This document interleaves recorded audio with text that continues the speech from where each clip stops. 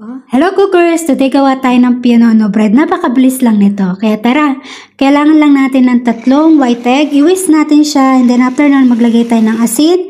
At naglagay din ako dyan ng vanilla sugar or pwede rin ng vanilla extract. And then after nun is maglagay tayo ng suka. 1 teaspoon yung nilagay ko and then gradually lagay natin yung sugar. At kapag meringue na yung ating white egg, isunod na natin tong egg yolk isa-isa hanggang sa ma-mix yung together.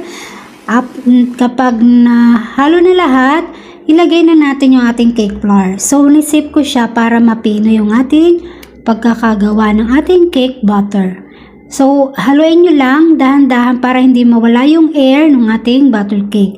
And then, ilagay na natin sa ating cake. Ilagay na natin sa ating baking pan. Dapat square yung ating baking pan. And then after nun, sa preheated oven, ilagay na natin, i-bake natin yung ating cake for about 169 degree in 20 minutes. Habang binibake yung ating cake, ay meron ako ditong room temperature na butter. 1/4 lang yan. And then after nun, naglagay ako ng sugar. Kapag creamy na yung ating butter, lagay na natin yung cream cheese. Kapag ganito na yung itsura niya, pwede na natin yung ipalaman. So, medyo malamig na itong ating cake. So, dahan-dahan natin alisin doon sa ating parchment paper. So, para hindi siya masira yung ating cake. So, kailangan i-roll mo siya habang medyo mainit pa. At kapag cool down na yung ating cake, pwede na natin ilagay yung ating palaman. So, depende sa inyo kung anong palaman ang gusto nyo.